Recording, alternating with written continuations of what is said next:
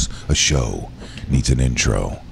This is that intro. I am Fisher, your host. McCarty still in Liverpool. My guest hosts today are Pat Largo and Corey Dillon. It doesn't rhyme, but it fits. It fits the rhythm. How are you doing, lady and gentlemen? I'm doing well, thank you. Happy 5th of July. All right, we'll start with you, Corey Dillon. Corey Dillon, I did radio with for many, many years over at Cox Media Group or Cox Radio, whatever it was called back then. Yeah. And welcome everybody. Corey. Corey, now are you officially one of those people in the gig economy? Oh yeah, are definitely. you a gigger now, or do you have do you call yourself an HSN host or a voiceover, or you're like, I've got 10 different things going on? I do have 10 different things going on, but so that's why it's the gig economy. I mean, it's HSN on air guest is what it's actually called. And then I'm doing voiceover, and I've had a bunch of awesome clients. I'm always working and looking for more. I've done a little bit of radio. What do you mean a little bit of radio? You're talking about the last couple of years? What's that? What do you mean a little bit of radio? You just mean just in the last couple of years? The other day, I was filling in for a friend locally, and again, always looking for more. But because I love radio, that's my first love. But I've worked with the Red Sox a couple of years in a row at spring training down in Fort Myers. What else? I don't know. Doing stuff with social media with a couple of local online magazines. It's just, that's what the gig economy is. It's like you find work where you can get it, and it's been fun and interesting, and if not lucrative. All right. If not lucrative, how lucrative has it been for you? Well, I'm paying my bills. I'm paying my bills. I am paying my bills. That's the good news. Like with voiceover or even HSN, it can depend. I mean, it can depend how hot the product is that you're selling, and how great a job you do. But that also depends on how much you prearranged to make off of your presentation on HSN. Okay. Yeah. So. Also, good morning to Lauren, Tony, Danny, Alexander. And speaking of which, Danny, I'll be out at a Masteries tonight for a trivia night. I'm sure a lot of people are spent, coming off the holiday weekend. But I'll be out at Masteries tonight if you guys want to come out, or if you're still hanging out at the beach for trivia. And my other guest today, I did radio with for quite a few years, or it seemed like quite a few years anyway. But maybe it was just Fast and Furious 2 or 3. But it was every day. It was every day. And I want to say, comedian Pat Largo, what do you call yourself these days? Yeah, just not working for the man anymore, man. I'm just comedy. I'm doing some part-time. I like to do ambush makeovers. And I'm also a part-time crisis actor. Who are you making over? So just a crisis actor. Any crisis we might know you from? People who need to be made over. Oh, that's a lot of people. We might know you from. There's a lot out there. There's a lot of gigging for crises out there. You weren't that woman that was climbing the Statue of Liberty yesterday, were you? No, but I did have a hand in it. Oh, okay. Speaking of which, that is one of the stories we will be getting to today, is the woman that was climbing the Statue of Liberty yesterday. And this was in protest, right? And Fish, real quick, since I got things to say about that, what words can I not use? I know it's S and everything. Do we not swear on this podcast? Well, here... What is it called? A video cast? What is this called in this day and age? That is a great question. So people ask me, okay, so I ask you guys now, right? Okay. Because, if we were having this conversation ago, you would have said, I'm a radio personality. You would have said, I'm a radio personality. And now you're like, I'm a half a dozen things, trying to spread out my talent, make a living. Yeah. So people ask me what I'm doing. And in the beginning of this, I'm like, it's radio on TV. And they're like, oh, what channel is it on? I'm like, it's not...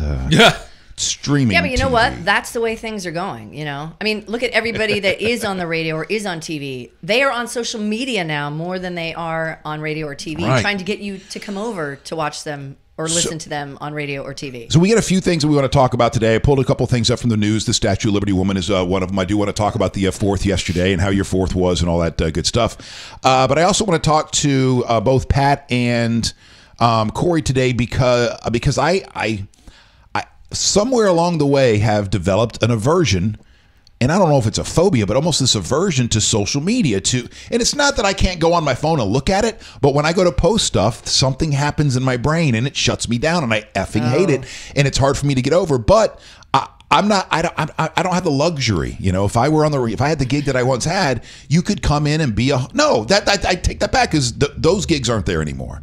You have to be a social media star. Not only can you come in and go, hi, partly cloudy today with a high of 75. Coming up next, the Red Hot Chili Peppers. But then when the Chili Peppers are playing, you need to be online and connecting here and contacting there. And and there's something, as both of you are doing a great job of being on your social media right now, plugging the show. I'm trying right now. But you're right, Chris. You know who's getting hired for radio and or TV gigs anymore? Kids. Well, it's kids and people that are popular on social media. Whether or not they have any skill, talent, hell, they'll syndicate you if you're popular on social media. And it's not just that. I was talking to my buddy Ray, who is the new general manager over at Ducky's on Kennedy. Okay. What's his? You know what I'm talking about? It was Longoria's place. Yeah. So he says the same thing. He goes, I don't give a shit if they're a good server anymore.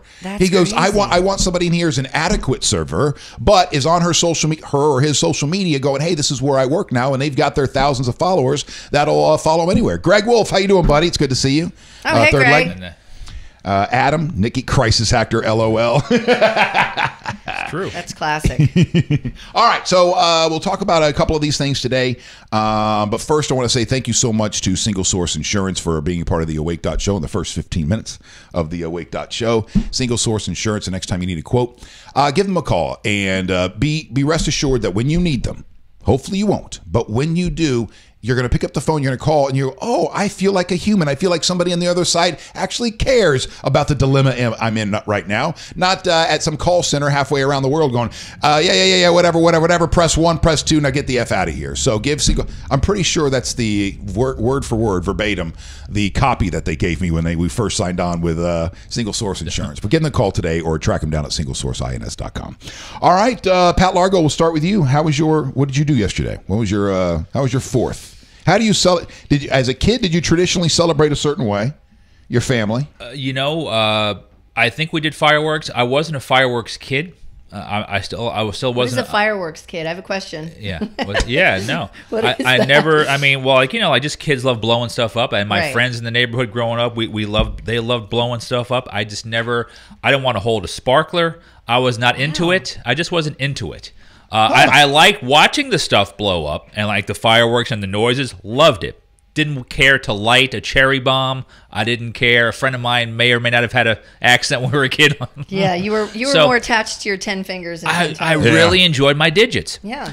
And no, as my 89-year-old mother says, celebrate the 4th with a 5th. So I kept her well medicated. Yeah. Me and my neighbor friend Steve went to a local watering hole, and we enjoyed a little bit. And nice. And then came home, visited another friend who was having a few beers and get ready to blow some stuff up.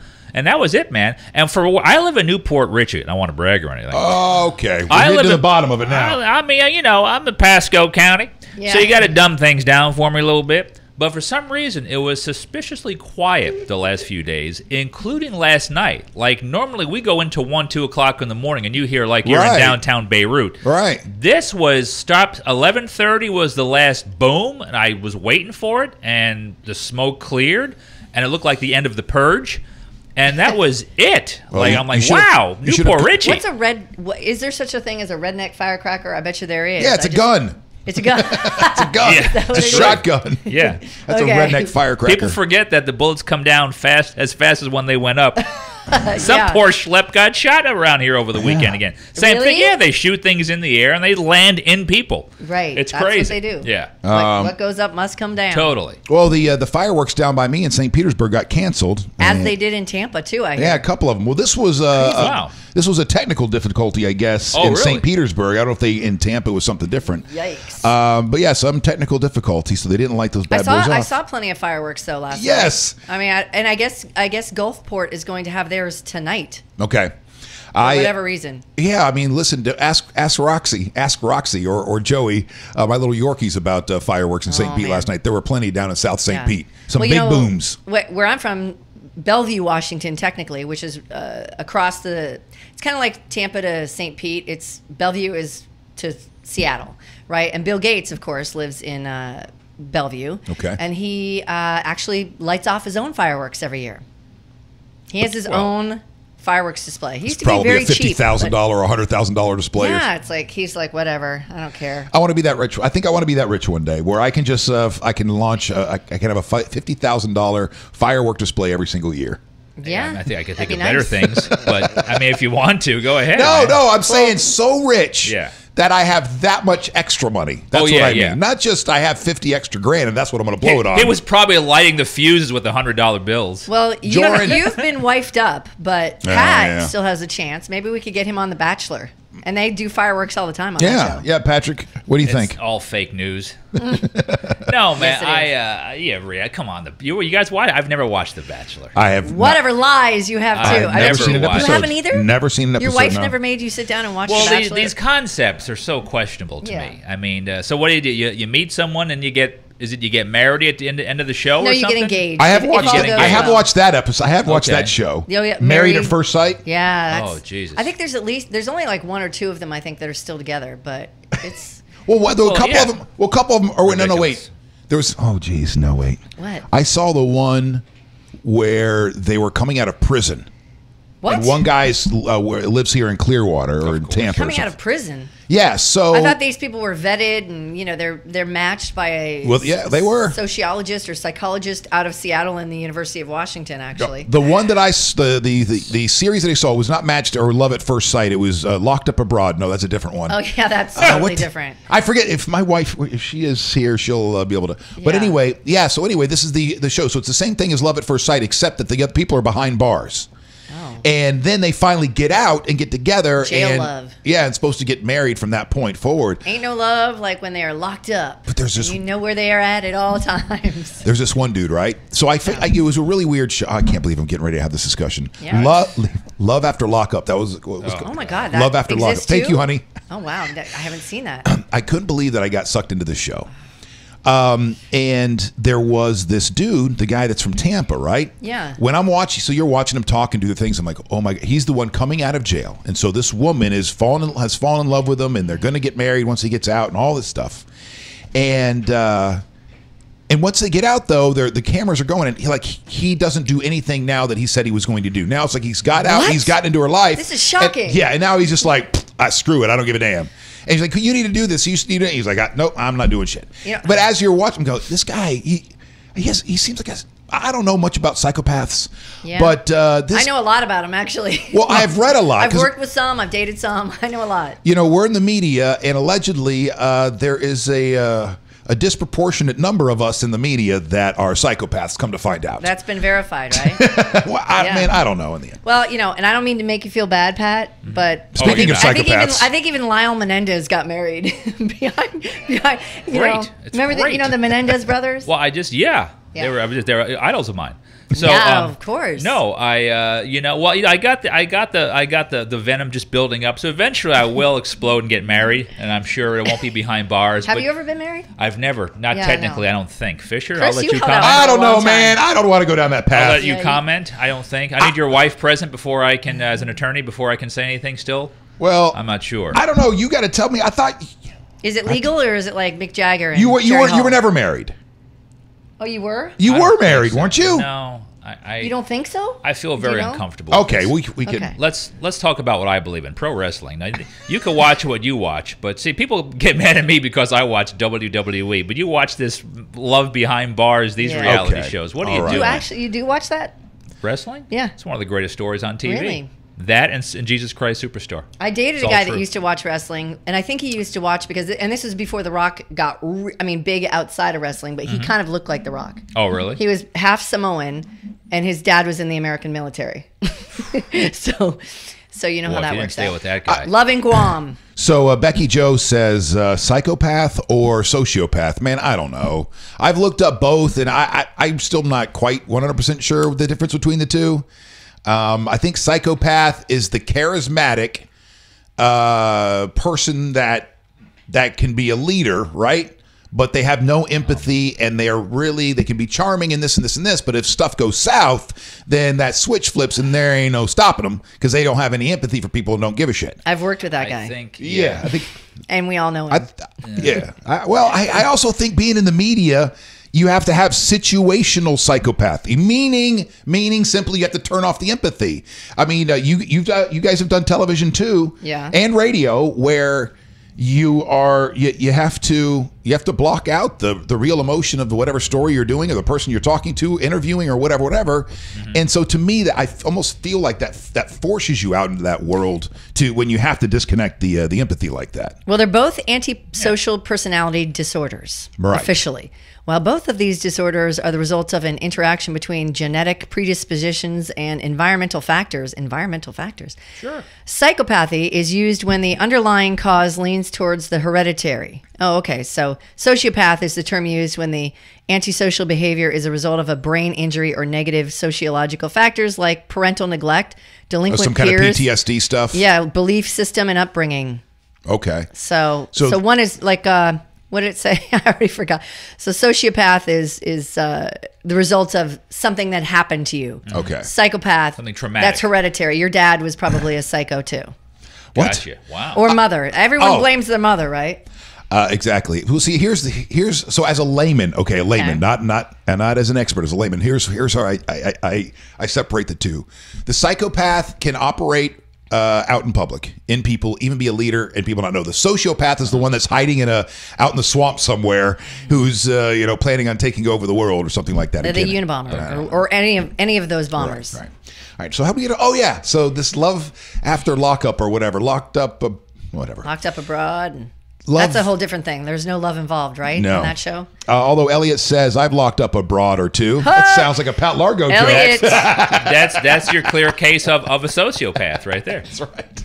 Yeah. Well, anyway, watching this guy, I'm like, because he also seemed very manipulative and charming, and those are all right. Right. So anyway, we're in what's the Gulfport? Yeah. At a restaurant there. I can't think of the restaurant. And guess who's serving? Not our server, but who's serving? That guy I was telling you about from that Locked Up After Love or Love After Lockup. Really? Yeah, he's serving. You saw him IRL? Yeah. In real life? Corey Dillon.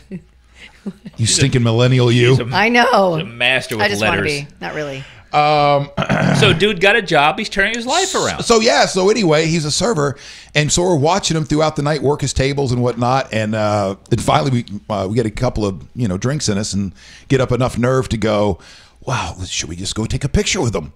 And why not? So next thing you know, we're tapping like, hey man, are you allowed to take a picture? Oh sure, the nicest guy in the world, very accommodating, so awesome. Then I felt bad for thinking he was a psychopath. Well, what did he do that got him locked up?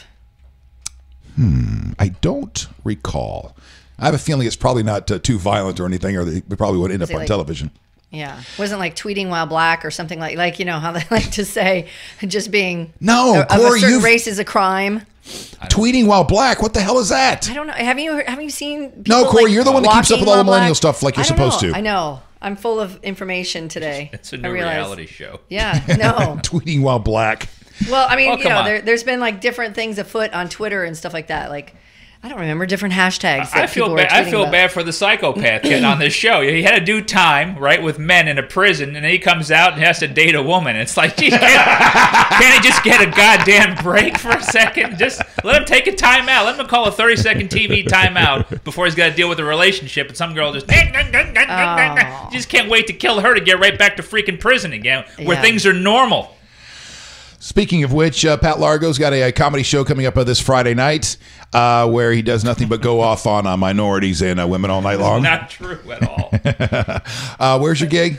The series we created called Comedians Uncorked kicks off tomorrow night at Gill Dog Marina in Port Richey, right along the beautiful Cody River. Series? You said this is a series? Yes, we're kicking off several other ones. We're going to be at Keel and Curly Winery the 27th of July.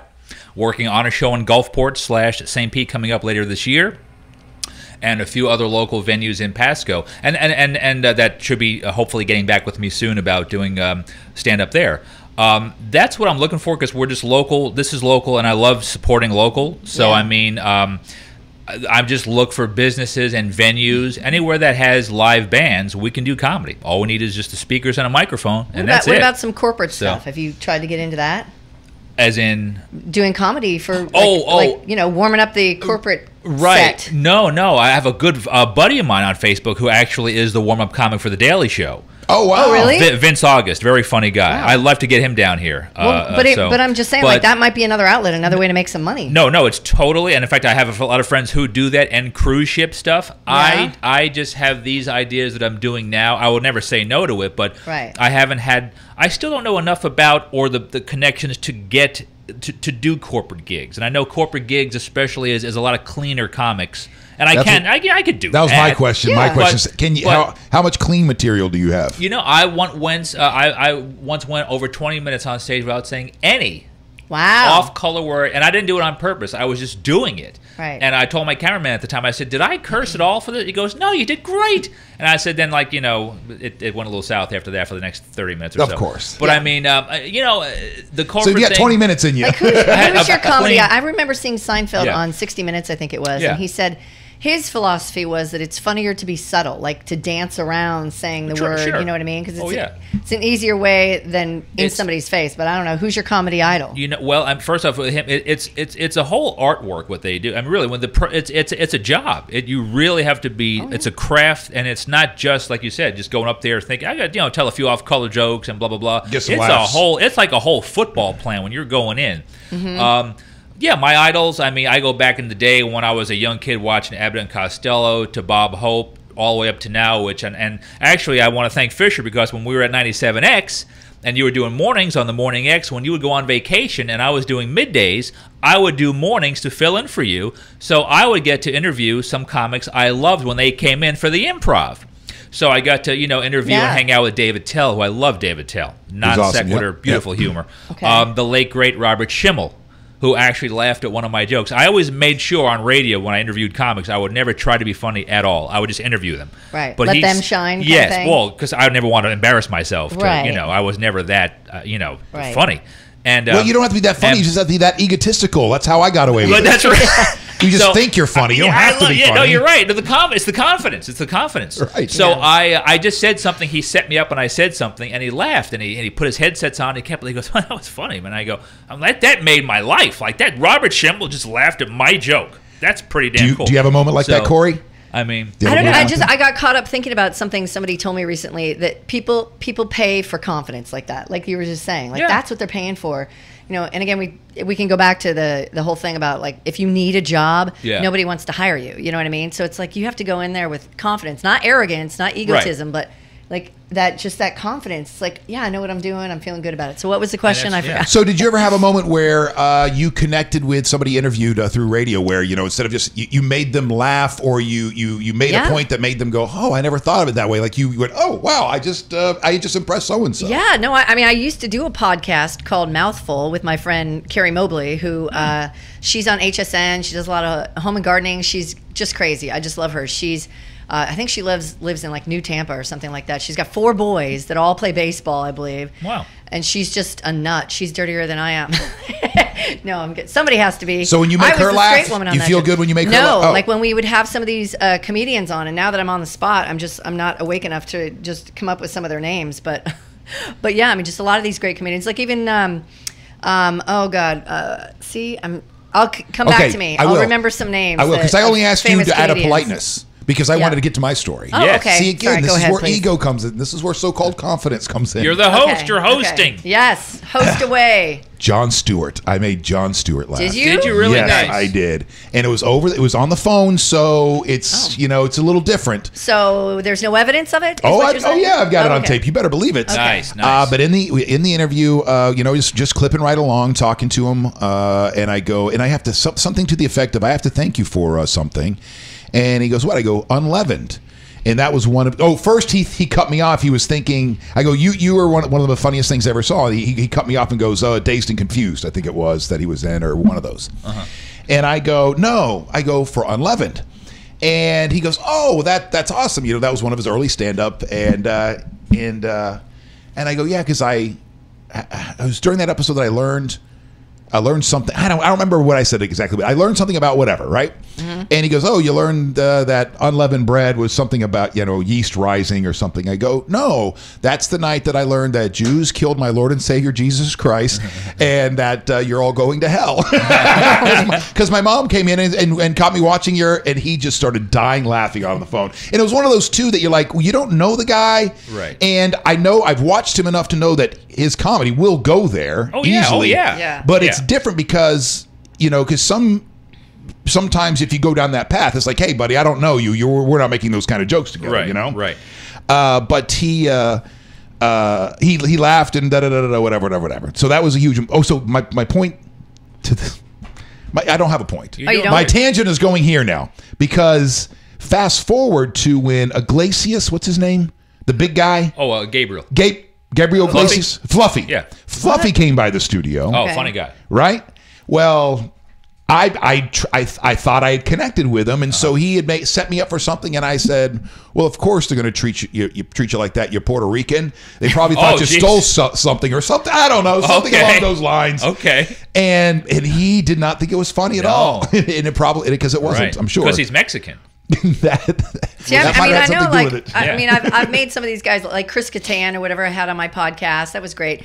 But some of these comedians, like in person, they're either on, when they're on TV, or they're just so mellow. Yep, and very reserved. You can't get them drunk enough. And Chris has had his run-ins with the law, so he's I think abstinent and maybe sober these days. Good. So, that's good though. But it's fun. Some are dark, and the ones that I'm lucky enough to be friends with are really, really just cool, people. But Fish, back to your point though, like when you with the Daily Show, right? First off, you stroked him a little bit by saying I'm sure it was a great interview. You mentioned a couple of his stand-up shows that he did, right? So you had that rapport, right? And you didn't go over the top. Like, in other words, I'm sure in the interview you didn't keep trying to be funny and trying to do, because that's what, especially guys at that status or those ladies at that status, they're going, what does this radio guy do? But when you hit him with that little punchline, because it was genuine banter. That's You're cool. Right. That's cool. If the first thing out of my mouth when I got him on there was, "Hey, welcome, Jew," the conversation probably wouldn't. That's funny. You call Iglesias a Puerto Rican. Like, that's kind of funny actually, because he's Mexican. But just even if you said, "Hey, listen, you Mexican," that would have been. You have to have that. White Hispanic. Did you call him a white Hispanic?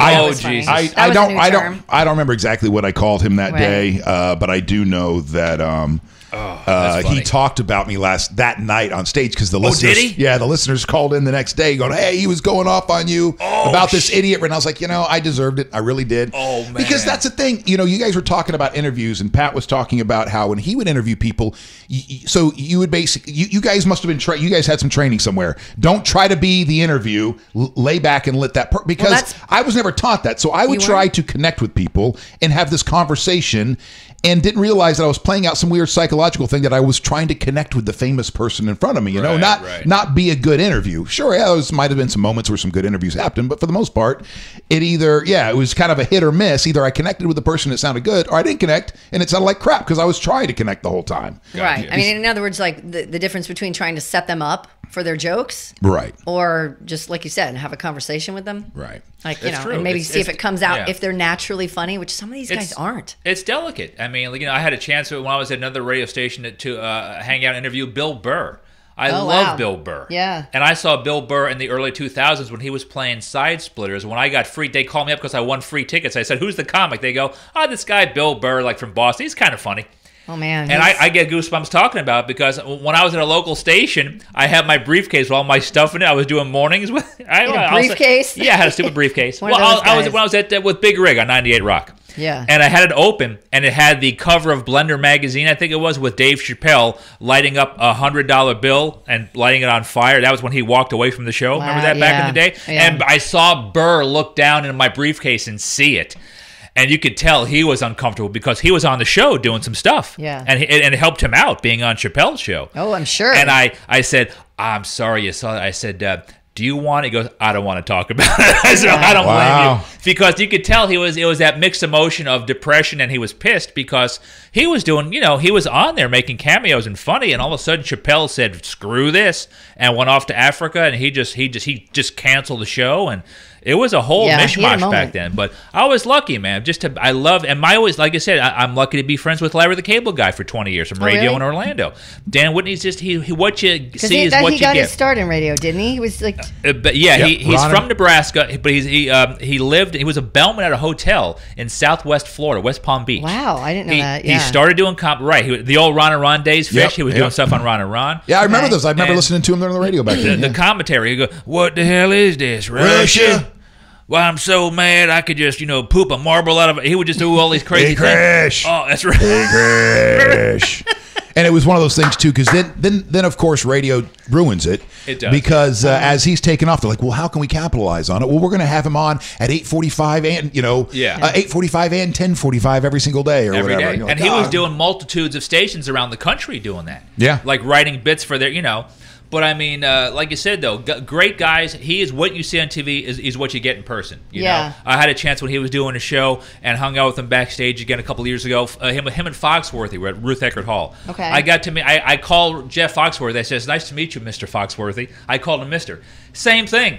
Foxworthy's doing fart jokes back there. He's sticking his head. He goes, "Hey guys, I'm doing fart jokes." Like just Foxworthy. Yeah. It's like the guy was just this so down to earth. You go, thank God. He's not, some rich, like jackass kind of ego guy. Right. So cool. Like man. Rob Schneider or something like that. I met Rob Schneider. He was kind of, he was different. Really? I mean, he came in with like this hot plate or whatever to make his tea and steep it the old school way. And he was just like, Did you see somebody put Rob Schneider in the comment section here? No. Oh, really? That's just a coincidence. Yeah. Right here, Adam says, Rob Schneider, great interview. So I'm going to assume Adam was at the radio station because he worked with me for a while, too, when Rob Schneider came through. And it was, if I have to list, he might be the worst interview, or top 2 or 3. It's difficult. Tracy Morgan. Tracy Morgan, really? Him, Tracy Morgan. Tracy's he's on a different planet, I think. Well known. And then, what was his name? The guy used to smoke crack. All of them. Yeah, comedian. Which one? Comedian. But then was in the movies for a while. Damn it, what was his name? All right, so whatever his name was, I can't remember right now. The interview went like every answer was a one word. Oh. And it almost even sounded like there was a part of me that was even thinking there was somebody there with a button going, yes, indeedy. Nope. Okay. Yep. Yeah. Yes, they don't want to be there, but that's the problem. They don't want to be there. And contractually with these clubs, they have to go out and do these little media tours locally to get people to come to the clubs. It's early for them. 6, 7 in the morning. It's early for anybody, much less a comedian who's used to going to bed at 4 or 5 in the morning. Right.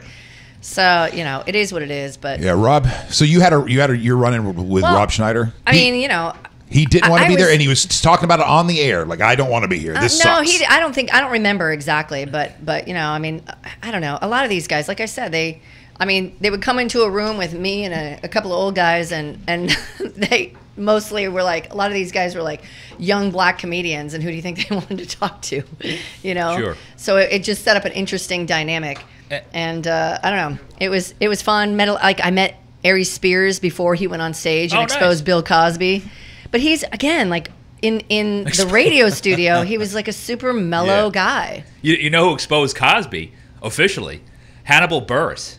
He went on Hannibal. stage. Yeah, no, I'm sorry. That's what I was thinking. Hannibal Buress went on stage and people were like, you talking about the No. Yeah. And then things went south. I wish he had brought that up when we were on the air with him. But Buress, I think, was getting death threats because they're like, I don't care if this is true or not. You don't talk the way about a national icon like Bill Cosby. Everybody knew. People knew it was true. They knew it was true. What is it? It's amazing. From the comment section.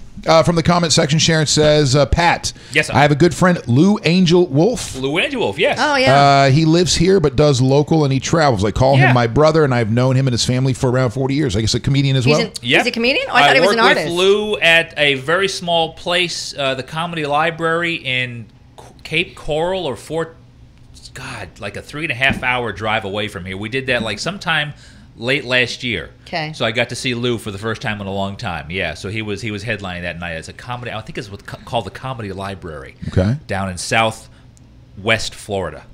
Yeah. Also, Becky Joe says, I'm here because Corey asked me to listen. Hi, Becky Joe. Nice. Thanks, Becky. How are you? And Jan Spencer says, hi, Corey. Hi, Jan. Jan's another radio gal in town. Yeah? Nice. Yeah, good girl. What radio station is she at? She'll be on, you'll hear her usually on weekends, I think, on QIK. Oh, Awesome. Cool. Fantastic QYK.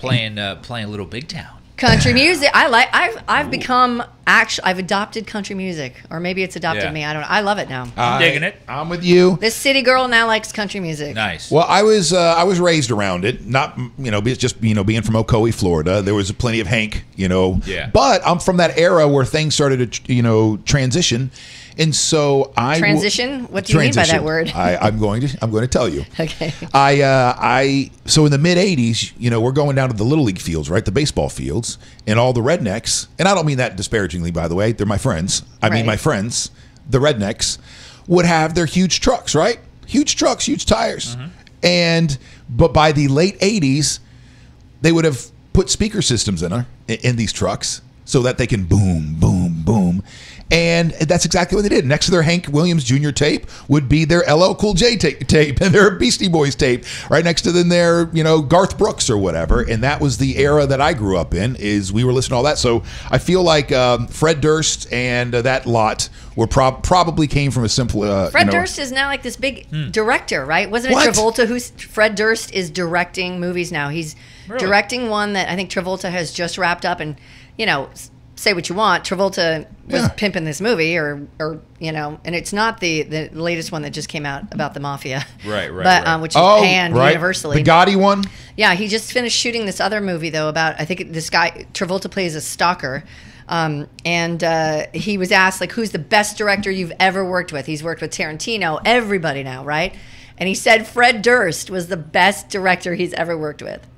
Well, obviously, Travolta's on drugs. Well, I don't know. Well, he's under a spell. You mean Durst is done with the new metal genre? We're not going to hear rap rock anymore? I guess so. Oh, dang All right. Well, I got a couple of things. Or actually, did I even ask you what you did for your holiday yesterday? No, you did not. I did. So what was your fourth like? I went to a party, some friends that live out in South Pasadena.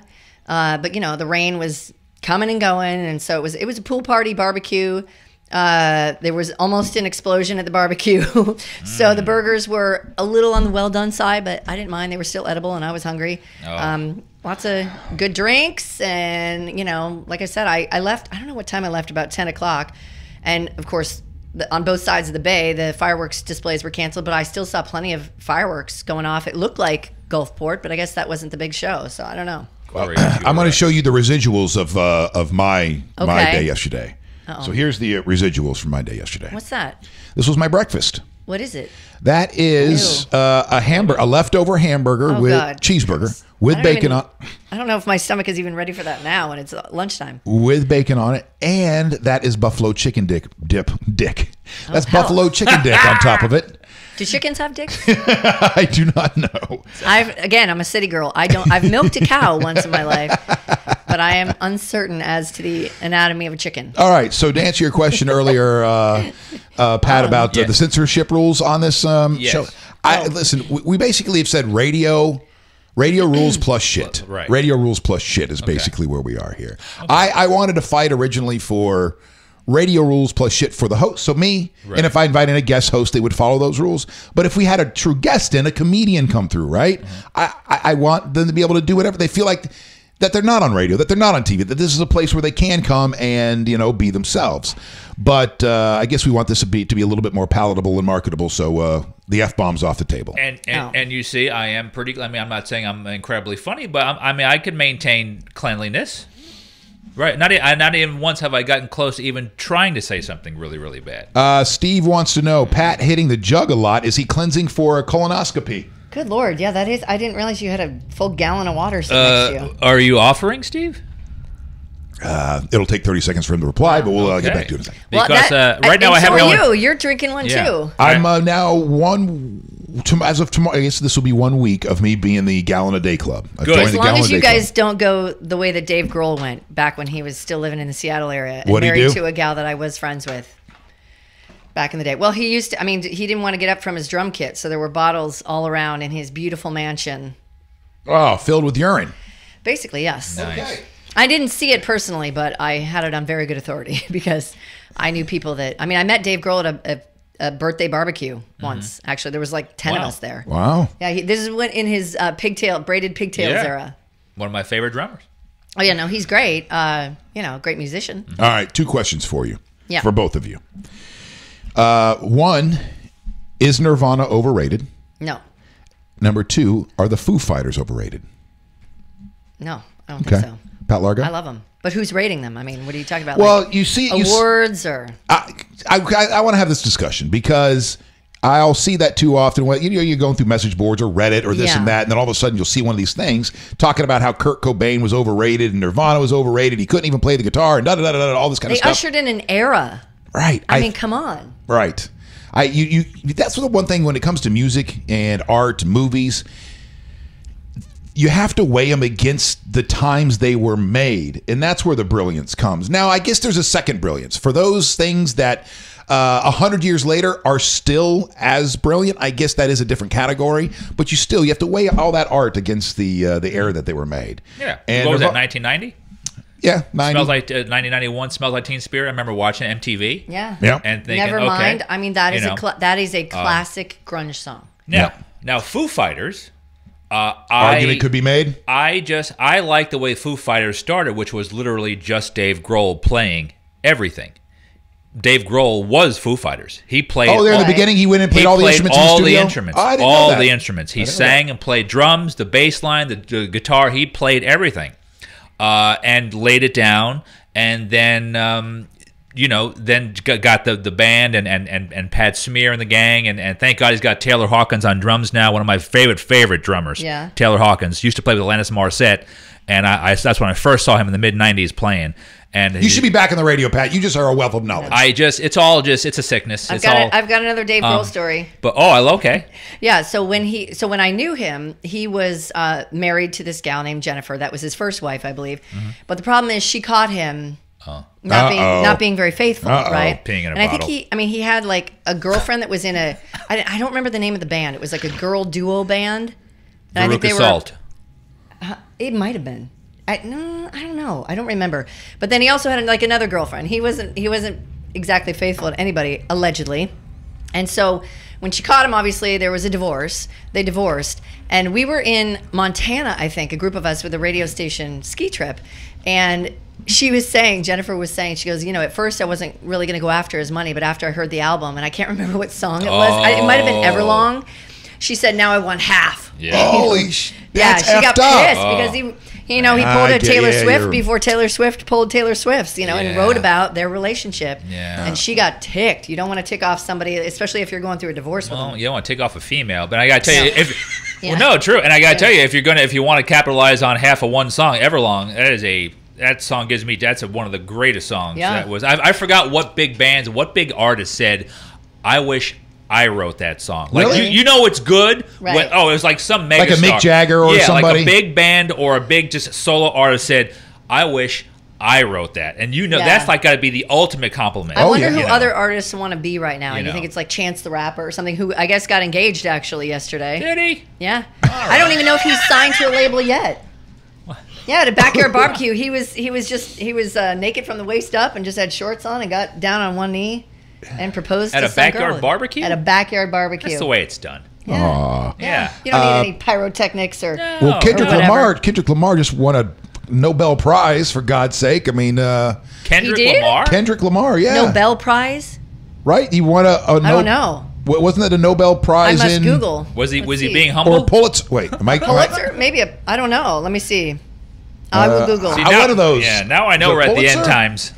What did he end up winning? Oh, jeez. By the way, I got something to share with you guys from my 4th of July celebration. We do have a couple of topics to hit before we all right. Get out if you said today. Bruno Mars won it, I'd be like, yeah, I like me some Kendrick's Lamar not just bad. won he did. He won. It looks like he won the Pulitzer. Oh, it's a Pulitzer. Wow. Holy criminy. And I did not know that. I guess this usually goes to classical style music. What do they call that? Old school? Oldies? What do you mean? Okay, as long as you guys don't know either, then I don't feel so bad. Okay. What do you mean? Like classical, compositions. Like actual classical. Classical. So I guess it usually goes to that kind of stuff or jazzier stuff or da-da-da. So this is the spoken word? I don't think so. Right. And this was the first time that I'd gone to somebody, obviously. In that. I think it says the USA Today title says Kendrick Lamar wins Pulitzer Prize for Damn. I guess that's awesome. the title there of it. you go. Oh, good. Yeah, the entire album. And I'm not familiar with it. Oops. You get a Pulitzer for that. Wow. Yeah. By the way, going back to Nirvana and Foo Fighters, Sharon says, I love both. I don't think they are overrated. I can understand. I can't. I'm not going to say Nirvana's overrated because that was they ushered in. They I don't whatever they did. That only happens ever so often. The Beatles, Elvis did it. The Beatles did it. Right. They Certain did it. people hate the Beatles. I don't particularly care for like the Rolling Stones. Like, I don't really care. I don't like the Rolling Stones. That's interesting. And I got into an argument, not really, but we got into a discussion yesterday because I can't remember what we were talking about. Just putting some music on. And I thought people were joking when they said that they wanted to hear Nickelback because I thought Nickelback was kind of universally loathed, but everyone else at the party except for me was like, "No, what are you talking about? I love Nickelback." I'm like, that's awesome. Really? You do? No, I don't know why. I don't know. Maybe I guess if I had a cool card, I'll lose it now by saying I don't know why everyone is so anti-Nickelback. I just don't know why. To me, it's some good tunes. It was just good fun rock. Yeah, I mean, like I bet if we were musicians, right, and songwriters, I did take piano lessons for many years. We could probably go. We'd probably understand why. Like it's probably very simplistic and da da da da. And so those people that have been busting their ass to become artists and try to be different are like, Jeezums. I try to write this great artistic song, and next thing you know, it's this is how you remind me of how I really am. That's what it sounds like to me. Yes. But and they were overplayed too. And nowadays, right. But nowadays, young artists should be really mad about social media and YouTube because now you don't even have to try to bust your ass to get a record contract. Now you just put on a video, and all of a sudden you get 30 low quality, doesn't have to be great quality, and now you jump above Nickelback, and you're like, well, what do you do? Nickelback. Yeah, right. And they go, well, what do you do? I'm a what do they call them? I'm a YouTube star. An influencer. I'm a social media star. Instagram model. Yeah. What does that mean? What do you mean? Well, all I know is it sounds like three old radio people getting angry about the new media. Well, it is what it is. But I got to tell you, at first I wasn't really freaked out about like the Cambridge Analytica scandal and the Russians infiltrating our social media with their videos, their political videos and stuff. But I just started watching this documentary that I've watched not all the way through just yet. I've watched at least half to 3/4 of it twice because I'm just so appalled by all the information that I'm learning. Did you know that Facebook has a minimum of 35 people on staff? Their only job is surveillance. And all the information that they glean off of you, which is like 1,500 different points about your likes, dislikes, that's worth about $500 that they're not paying you for, obviously. I mean, if you were to get paid for all the information that you were giving them, you know what that number was a few years ago? Service, so people have to give it up willingly. What I read that number was a few years ago in the paper was like, what is it worth? If you like in exchange, and at the time it was like each person was only worth like $12 or something. But you're saying now they've gotten so sophisticated. Like $500. And what was the other thing that just appalled me? I mean, and you're like, what's the big deal? I don't really care. I have nothing to hide. My privacy, whatever. But there were a couple of instances. One of them was a father marched into Target. But he was really upset that his daughter was getting pregnancy coupons mailed to her directly. He's like, what? He thought that they were trying to like encourage her to get pregnant as a teenager. It turns out that all of her online searches, all those cookies, they were tracking her every move. And so they knew she was pregnant before her father did. Yeah. And, again, what's the big deal? Maybe you buy a bunch of alcohol because you're having a wedding or a 4th of July party or whatever it is. Employers and just anybody else could get access to that information that Facebook or Instagram or any of these services are gleaning off of you. And, they might deem you a health risk. They might think you're an alcoholic because you've bought all this alcohol and then maybe your health premiums are going up. I mean, it's kind of, am I going to quit? No, but. Well, that explains the 2 Asian strippers I got mailed to my house the other day. So it must be the cookies. That might come back to bite you. That's an extra $50. Well, yeah. Exactly. Elliot says, I'm surprised that Chad Kroeger didn't get a Pulitzer for What the Hell is on Joey's Head. And why are his eyes so red? What the hell's on again? That's one of those songs too that when I saw it made me angry. Come on. It made me angry. It did? Yeah, it really did. I think it was because he was making money writing something. I think it seems so, for lack of a better term, I'm going to say sophomoric. Well, yeah. Like songs you would write when you're first writing at 12, 13, 14. Whatever. Good for you. He's telling a song growing up, kissing the chick and barely missed, almost missed, and now she's got a couple of kids. I don't see her. If you don't cry after that song, that's Americana. Nickelback from Canada. This is over my head. I know, right? All right. Sharon says, I don't like the Stones, but the Beatles are the best in the world. Amen. The reason I don't like Nickelback's music, it all sounds the same. Yeah. Joe, how you doing, buddy? Are there, so you have the Stones. Pat Largo, is there a greatest band of all time that you can't stand listening to? So when people, because others, when you said that, it made me think of somebody, a guy that comes up and he gets angry if I play Led Zeppelin at one of my gigs when I do masteries on a Thursday night. If he's out there, if I see him out there, I make sure I don't play Led Zeppelin because he hates Led Zeppelin so much, and he thinks they are literally the most overrated band of all time. And then he's even pitched it to me why. He's like, they stole this and borrowed from that and done it and ripped off this. And then I'm like, okay, man, all right. I won't play any Led Zeppelin. Wow. That's some serious. Led Zeppelin. Did you know originally Heart was a Led Zeppelin cover band? I did not. Yeah. The Wilson sisters. Again, their dad was a teacher. Yeah. Oh, really? I would have gone to that elementary school if my parents more weren't. useless knowledge. I know. I'm like, well, being from Seattle, all these great artists came from Seattle. Don't even get me started on Soundgarden. Chris Cornell, God rest his soul. So I'm still so sad about that. I know. But no, and this is from my next door neighbor friend Steve, because he's a huge. He loves classic rock. Like everywhere we go, and he pops in dollars like at a jukebox, and he's playing. I will always guarantee you his playlist. It's always going to be Hotel California. Yeah. Always. I love the Eagles. Always going to be Steely Dan. Always going to be Heart. But I would say, and this is only because I'm kind of on the spot, I really don't have a band that's the greatest that I don't like, but I think local radio has desensitized me to the Eagles. And even a Led Zeppelin, but because of overplay. Yeah, if I hear, and I know you have to play Hotel California. I understand that. I understand. I know, but they've had so many wonderful hits. You could go even a little deeper and still play something that we've all heard. Because people won't tune in. They won't stay tuned in. That's what they tell you. So we have to hear Hotel California again. And then, the Eagles again, the musicianship, amazing. When you got a drummer that's singing. If you're doing aerobics behind the drum, right, and you're singing at the same time, I don't know how you don't just have a heart attack every show. Right, it's amazing.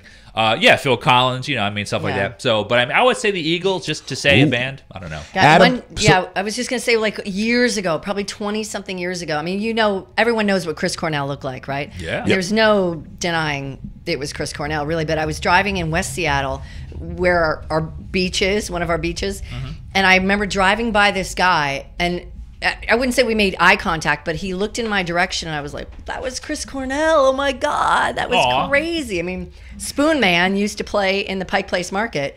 I don't know if he's still alive or whatever, but you remember the song? No, Chris. Wait, who's alive? Chris Cornell? No, he doesn't. No, I know that. But Spoon Man. Oh, you mean Spoon Man? I'm sorry. I think Spoon Man made a piece. Spoon Man worked in that. Yeah, he worked in the market. He was like a busker. He literally played music with spoons. I got you. Okay, got you. I didn't. I never knew that. I figured Spoon Man had something to do with heroin. No. Well, it might have. That's a good call too. I don't know. No.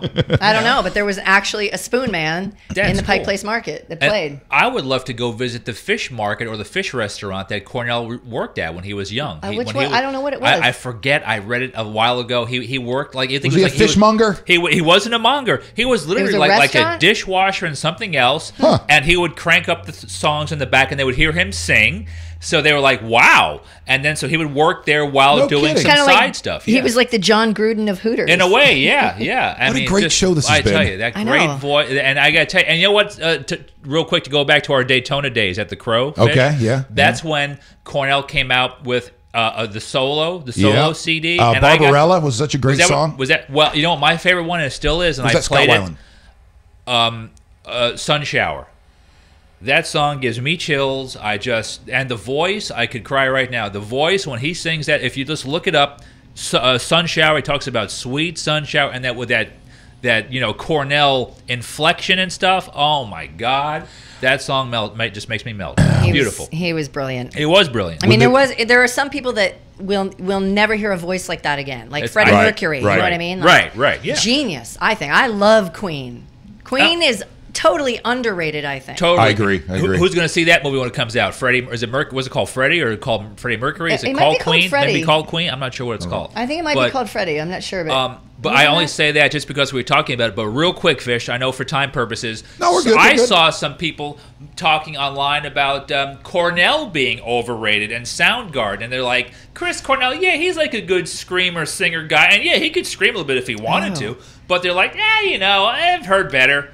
I'm like, wow, you idiots. I posed the question to you guys earlier, and now the comment section is filled up here. And the question is, thank you guys. Yeah, the greatest of all time bands. Those I don't have to list them. Those bands that are considered the upper echelon, the ones that you do not like. And so here we go, Dave Matthews Band. Okay, that's always been a band. He's very tall. My nephew, who is he a millennial? Actually, no, I think he's too young to be a millennial. Mm-hmm. But he laughed at me when I mentioned something about like going to see Dave Matthews Band. Like you're an old person or something? Yeah, like they think that's like, oh my God, like, the Grateful Dead or something like that. Yeah, Dave Matthews Band, for some reason, has always been polarizing. There's always been there's people that love him and people that just can't stand him. Like one of my best friends, he is a musician. I think Tommy Mottola used to be his agent. Steve is in his early 60s, but we used to work with him at radio. Steve Vitale. Okay. You know Steve? Probably if I... Yeah, you do. He was a promo tech at Cox.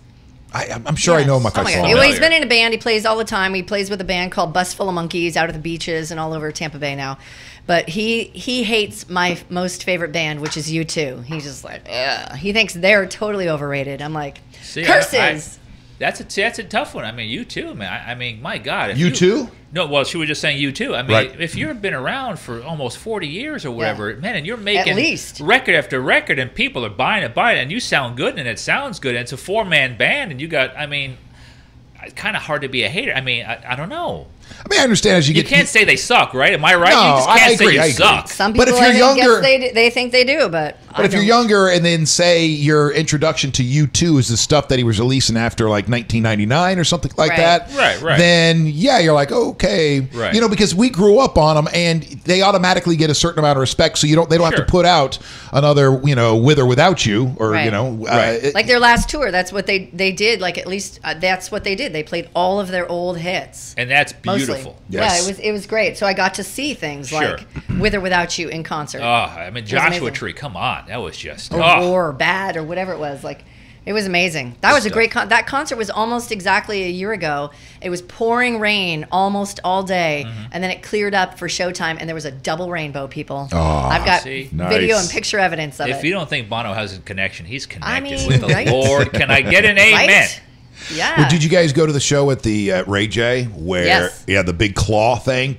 Yeah. And what was it, like $1 million stage or something? It was obscene. I can't remember the numbers. Stage it was ridiculous. And they piped in. I mean, who else can do this? Hey, we're gonna connect with the space shuttle or the space Mir. Mir, come in, Mir. And then they connect with the astronauts that are circling the planet. That's just absolutely amazing. That was All cool. Right, a couple more from the comment section here, and we have awesome. Can't stand the Stones. Yeah, thank you. And don't like the Beatles either. What? How could you not? Well, I will say that the Beatles, for me, I always enjoyed, but it took a long time for me to really understand what they did, because it's just it was very poppy. Like, it seemed like very poppy, simple. There were college courses, I think, built around the way that they crafted and constructed their music, and it's very simple, but I mean, their music has endured. In fact, in grade school, I had a hippie music teacher, and we used to sing a bunch of Beatles songs in music class. In the ninth grade, my English teacher, we had to sit down. We studied Eleanor Rigby. Really? So at college course, you talk. Yeah, we broke it down. She had this whole thing about it. Wow. But she also Rigby. This teacher also told us that she was a witch who was 900 and something years old, and she oh my God, never acted like she was joking. I don't know. She never acted like she was joking. You did not go to parochial school like I did. I take it. No, this was Ocoee Junior High School. Def Leppard needs a Pulitzer Prize for Pour Some Sugar on Me. Yes, I love that. I think that was the very first cassette tape that I ever got. And I got it for a birthday. Yes, I think I got it for like my 13th birthday. That's fun. Pyromania. My very first 45 was Jukebox Hero. Pyromania and Pour Some Sugar was off of Hysteria. And my very first 45 was Jukebox Hero by Foreigner. Nice. You can't get wrong with that. Standing in the rain. A lot of these guys are still out there playing too. God bless them. They are. They are. Carnival after carnival. Well, it can be. You're right, unfortunately. But I gotta tell you though, man, Def Leppard is still playing the amphitheater in Tampa. They were just here recently with someone. Tesla was just in town. I mean, dude. My first concert, 1987, me and Eric Myers at the Lakeland Civic Center. Def Leppard headline, and the opener was Queensryche. Nice. Queensryche. With Jeff Tate, the opera-trained singer. I didn't know that when I was 17. Oh, then really? He's belting out tunes. Have you ever heard his... Oh, God, the way he sings, he might even rival your boy Cornell. Yeah. What a voice. What a voice. Wow. Yeah. Some of the other stuff coming from the comment section. This is Jan, cannot stand Pink Floyd. Amen. Okay. I was fighting with people yesterday, too. Okay. I'm like, because Pink Floyd, I think it's tomorrow night, actually, is going to be at Janice Landing. Not Pink Floyd, but a cover band. A cover band. And I just was like, I worked, one of my first radio jobs was at a classic rock station in Seattle, KZOK, the classic rock station. And Pink Floyd. I mean, it was a great opportunity to go to the bathroom, is what Pink Floyd was to me. Because their music, their songs are very long. She goes, I used to work at a classic rock station in Madison, Wisconsin. If I never hear another Pink Floyd song again, I feel the same way thanks to 97X. Yeah. Can you pick the band? There's a band that I absolutely loved. Close. Absolutely loved. But if I hear them on the radio, I turn the effing station every GD time. Blink-182. No? I don't know. The Red Hot Chili Peppers. Oh, yeah. I'm like, about the Chili Peppers. I don't know. We played them they still do. Yeah. What's so funny is that station has gotten younger, right? Is that how it goes? Yeah. So they're playing all new music, and they at what we call golds. A little FYI, people. We call golds is when you pepper in the older songs. Yeah. But still, the golds are still the same damn Red Hot Chili Pepper songs of when I was there years ago. I'm confused because, Pat, you were on 97X doing middays? Yep. When? Shark and me were the very first voices on 97X when they launched with humans. Right. And then Fish and Napoleon were doing Morning X. I originally was... whatever happened to him? Yeah. He's doing awesome. He is in Knoxville, Tennessee. He's been there for 10 years, has his own shop, I don't want to call it a barber shop. It's more than a barber shop. It's a gentleman's thing. He's got a whole deal up there. Drives a Mercedes. Wow. Owns the town. Damn, I might be adding little things in there, but he's doing very well in Knoxville, Tennessee. Because I was on 97X for a year as Jordan. Yeah, do you remember that? Oh, were you? Okay. Voice track, but I didn't remember until you brought the last time you were here and you brought up. I was like, oh yeah, I remember that stent. What year was that? Oh, I have no idea. Jordan. I have no idea. Let me see. I moved here in 2002. But here's the funny thing, people. I don't know. We're working at a radio company, right? It has multiple radio stations in one building. She's doing mornings at one radio station, and then would voice track record her shift at another radio in the same market. And ultimately, I was not only doing mornings at 101.5, they also had me voice tracking up until 3 p.m. I was on the air at one point in this market for 14 hours a day, and I would look at them and going, nobody wants to hear any one person for 14 hours a day. Like, what are you doing to me? No. What are you doing to me? And sadly, though, there are professionals making money go, no, this is good. This is going to work. This is what we want. Well, it's like syndication. It's like, no, we don't have to pay a human being. So, hey, let's get it syndicated. That was a big downfall. Thank you, Clear Channel 20 years ago, you bastards. Well, seriously. today. That's what started 20 years ago. I remember that. Right. Over 20 actually. But they're doing it more now. Yeah. Other companies like Cumulus are also syndicating, various talent more and more, and it's like, you're right. There's no connection to the local community. Did you guys see this documentary that somebody told me about? I think it's on Amazon Prime, and it's called Corporate FM. Ooh, no. You did? Good. I thought I told you about that last time. You might have. I don't ever listen, Corey. You know because that's what it's all about. It's all about how Clinton signed off on a bunch of stuff that he didn't read, that nobody read, and that led to deregulation of radio. It led to Clear Channel buying up all these radio stations, syndication, and people losing their jobs. And when they did lose their jobs, I feel like Pee Wee Herman right you now, guys Corey. Gotta watch it. I lived it. I don't need to watch it. I lived it. I mean, but it helps us explain to people that didn't live it and don't understand why. Because I have people ask me like, well, why are these companies going bankrupt? Is it because of Sirius? I'm like, no. It honestly has nothing to do with that. So Corporate FM on Amazon Prime, really, sounds good. Yeah. The telecommunications bill. Your minds would just go. explode. Passed in 1996, and that's when everything changed. And that's when it was basically the deregulation of radio, where before then you could only own about 2 radio stations in any given market, unless it was like New York, LA, some of the big ones. And I think you could own like 2 FMs and 1 AM or something, I believe is the standard at the time. And then once that happened, they blew away all those rules. And next thing you know, you can own like 6, 7 radio stations in a market. So now in every single market, you have basically 3 companies that own 18 stations. Yeah. And that is pretty much about 90%. Is it still? I thought the cap was 8. It might be. It might be. And there's talk that they might get, I don't know, reverse the. I don't know what's happening. It's just, it's so crazy and frustrating. Well, that's for somebody who's made a career out of radio. You know, you know what? Radio is still, it still can be a beautiful art. That's why, and we were in it, and especially, I mean, we could stay another 3 hours if I talked about the radio wars here when I started in 89, 90 with the old Power Pig going up against Q105, the juggernaut. Dude, with stories that would get, nowadays if people did it, they would be arrested. We could have been arrested back then. Right. But the stories were, when they said radio wars, these were radio wars. But those lasted into the 2000s. They were still, well, I guess maybe by that point it was more like that the old man that didn't know the war was over and he's trapped in a cave somewhere. Yeah. And he comes flying out. But when we first started 97X, though, the same things would happen. The people over at Clear Channel were gluing our lock shut on our car doors as we're in a parade. They're throwing rocks and change and shit at us. Stealing equipment. Stealing stuff, breaking shit. They emailed Shark. Remember they emailed Shark, a dead shark? No, they delivered it. They delivered Shark. Yeah, Shark. A dead shark saying from 90 or from Clear Channel or something like that. It was a literal dead shark they sent. But which today, I mean, technically can be taken as a threat. The Godfather. Threat. It's like the Godfather when he finds the horse's head in the bed. Sorry if you haven't seen it yet. It was kind of based on when Stern would go into new markets and he would deliver a coffin to whoever he was really going against in that market. He would deliver a coffin saying, rest in peace because I'm in the market now and you're going to slowly die. So they were just doing the whole, and I go, guys, some of the people weren't used to it, in this market. So I'm like, guys, just like me and Shark. I know. Everyone's become so litigious now. You can't pull off an April Fool's joke, something I don't care. Completely benign. That's effed up. Still, it's I going back to that time, and I understand the radio wars in Tampa and what was going on in this market. That's still effed up. Like, I still think we should go back to that time and find whoever. I don't know if you never found out who did it. I think they ended up hiring the guy that did it. I think I know exactly who you're talking about. I think they ended up hiring the guy that is. I think he's. I don't know. I don't know if that was Mike or not. I don't know if that was Oliveira. I know nothing. I don't know. But it was But I mean, you have to give him. I gave him kudos for going. Okay, this is what they do. And but we would do it back in the day. We would do the same thing if we had to. Back J-Core against Q105. Yeah, I was never a part of those things, and I remember the story. Yeah. But okay, so do you think that was good? Do you think that is good?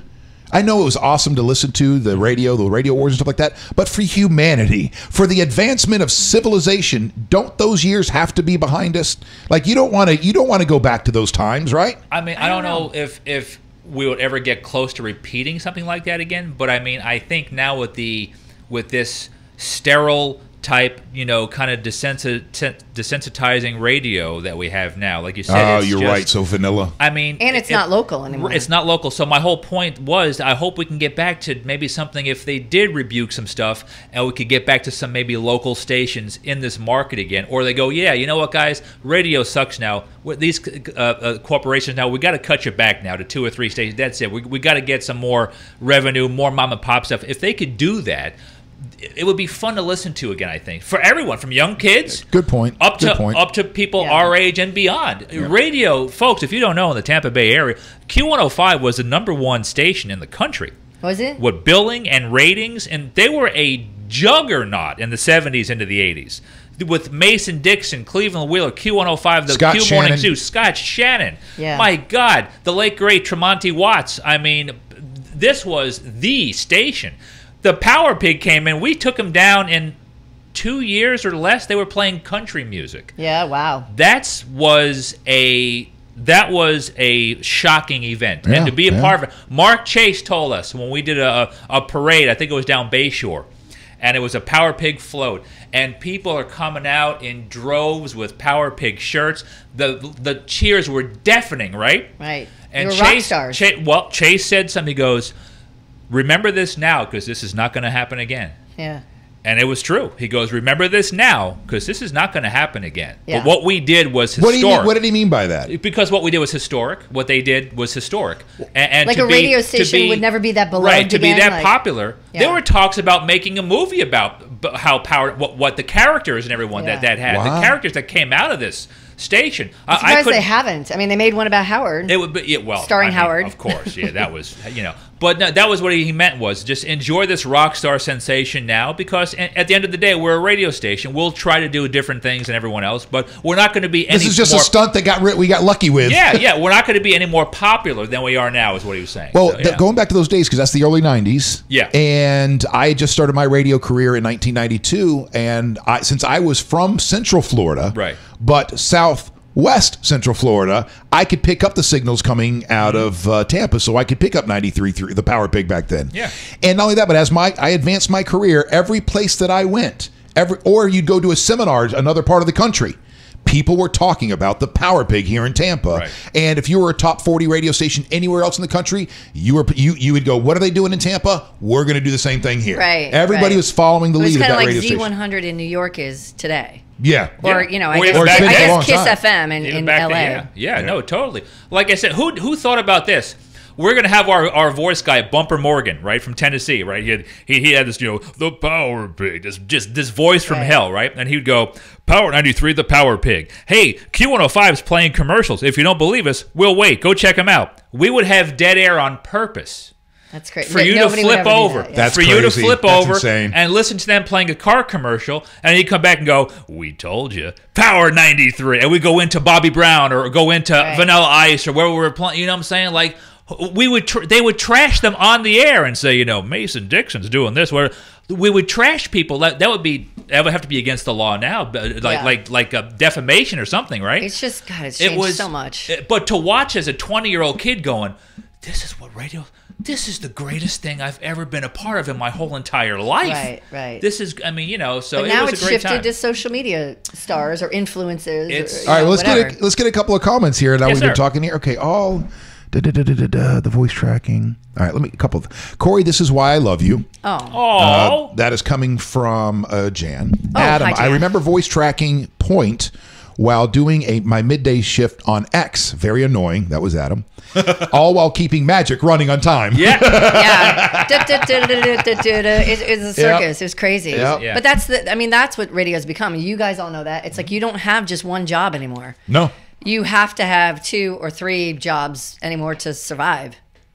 And then let's see here. Sorry about that. Showing my age. Remember when you needed a license to be on the air? Yeah, me too. I lost that. I think I gave it to somebody, and I never got it back. So I don't know. Yeah, so you had to get. So what she's talking about is you needed to take an engineering course, and you would get your Class C. Does that sound right to everybody? Remember. Class something. License. Operator's license. Right. And that changed later on. I so miss the old 97X. It was local and made it fun. The Power Pig sucked because it had Bubba. I don't know, man. I was a kid back then. I was 20 years old listening to him and his No Panty Fridays because he was also in Orlando. XL 106.7. Yep. Which is where I started. There were other guys that still did that just into the 2000s. You know what I mean? People were doing. That's the thing. Right. People were doing some of this stuff, and who was the original? I don't know, but. Let's see, Matt Rodriguez, how you doing, buddy? Those years were fun. What incredible times, creative pranks, and what fraternity radio was. That is true. Very fraternity-like. He goes, the stuff we did in Orlando and then in Tampa. Steve says, my wife was a zooette.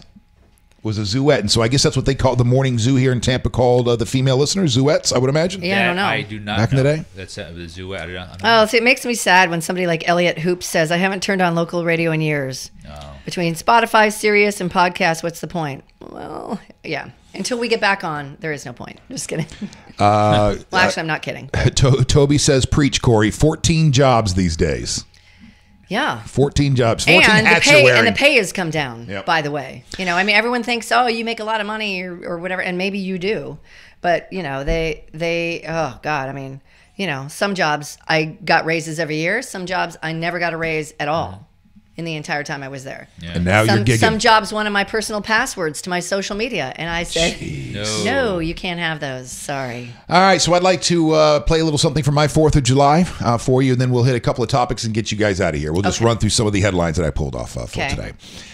So this is when the 4th of July reaches to a point that we're all very excited about, and that is Jenga. This is a Jenga game. I believe we were 25 stories tall. Wow. 25 stories tall when I stepped up to the plate. Are you guys ever played Jenga, by the way? Yeah, of course. Okay, you played Jenga. My almost 5-year-old nephew kicks ass on Jenga. And so you know the premise. Everybody knows the premise. Before you do the story, all this water, I got to go to the bathroom. I do too. So, you know, you got? Can you hold it?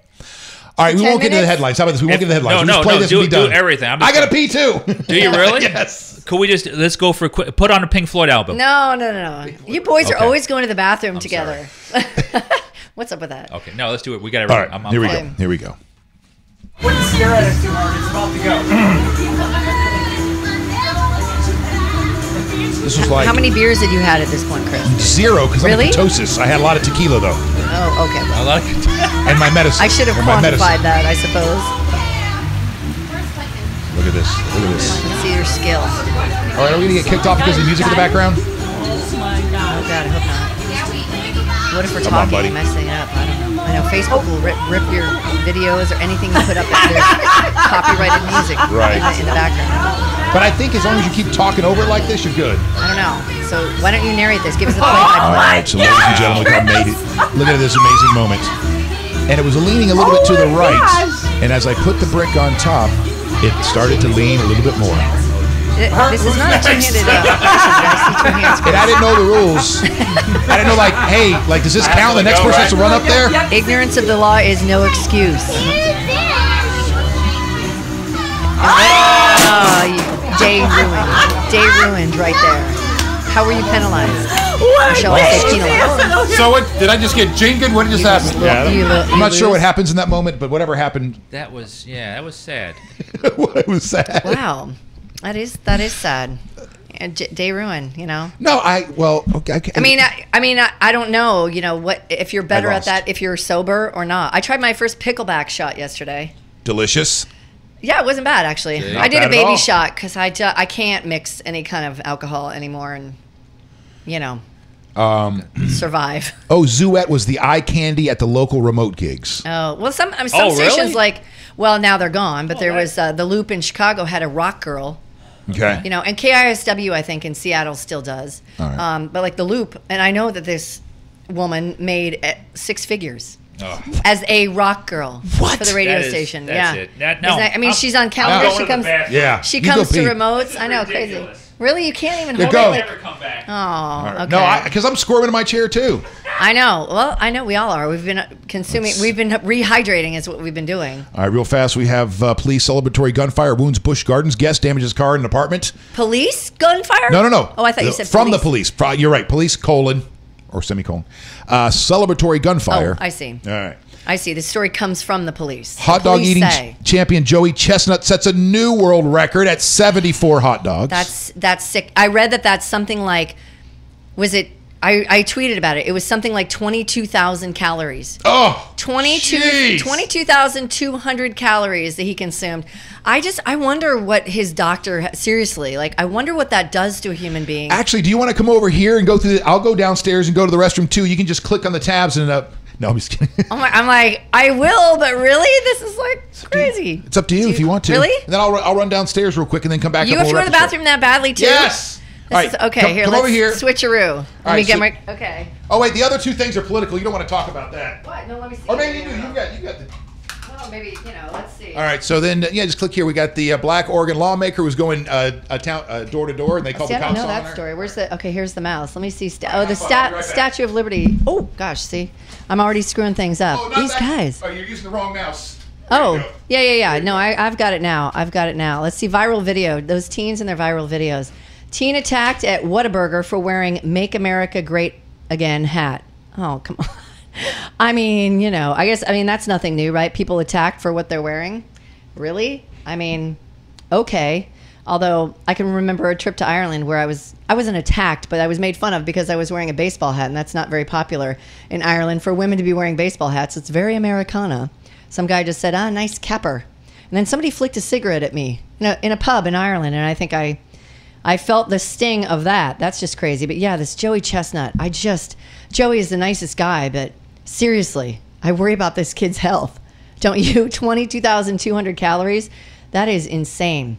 Now, this woman that climbed the Statue of Liberty, I haven't even had a chance to watch the video yet. I think she was up there for hours, and it's not really an easy task to get up there. I guess there are some notches and stuff you can get up to a certain point along the way, but she is, I guess, very physically fit, and so she managed to do it. I'm talking about. Come on in, Pat. Yes. How was it? Oh, my God. You feel a lot of relief? You know what? I feel alive. Okay, good. Did you see the video of the woman that scaled the Statue of Liberty? Yeah. I want to thank her for messing everyone's day up. Well, yeah, I guess they shut everything down, and they had to talk. It took them hours to talk her off the ledge, literally. Just crazy. Crazy. Chris, well, you guys are fast. I didn't time you, but I got to tell speaking you, of like 4th of July record. We have that radio instinct. We only have if you got to pee during a Green Day song, you got 2.5 minutes. Blur song too. That wasn't even like, however long American Idiot is. That's good. Well, this woman, as soon as I saw this on TV yesterday, the first thing I thought of was not even her safety. I said, thanks for messing everyone's day up, because like you said, they had to close stuff down. Yeah. They had to evacuate stuff, right? All because this woman's protesting. It's like, dude, this is Independence Day, and you just messed up a lot of people's day right here. I think, in my opinion, come on, man. I'm with you. It's just we're living in some very interesting times, and I know that feels like a cop-out. Well, but people are worked up, and so they look at it just like, they look at what you just said is the exact reason why they did it. Right. Because people will be talking. She was protesting We're talking about it. The president's immigration policy, or the administration's immigration policy, apparently. Which hasn't changed, I guess, in many years, other than the fact that he decided to go zero tolerance. We know what's going to happen now. This video is going to get 40 million views, and Ellen's going to have her on the show next week. Ellen DeGeneres going, hey, now tell us about, you sacrificed this, and you're brave. Tell us about this. This woman, though, she's like is she a physical trainer or something like that? Because they said you would need to have some climbing aptitude to know how to do this, or to actually do it successfully. Or just have a certain degree of crazy. Yeah. Well, you're exactly right. Well, and this is a good point. Now, supposing this was a terrorist, I was thinking when the cops are getting closer, right? How do they know if she doesn't have a one of those explosive vests on? Right. And I mean, this is some crazy stuff, dude. Yeah, if you're crazy enough to scale or climb to the base of the Statue of Liberty, you might have explosives on you. Yeah, that's true. And I guess they've trained for this. I mean, they know that people can and will do these nutty things. And I mean, if you're looking for maximum exposure on the 4th of July and you don't want to be shot down, you're not going to the White House, but I mean, that's probably the spot you would pick. Yeah. Right?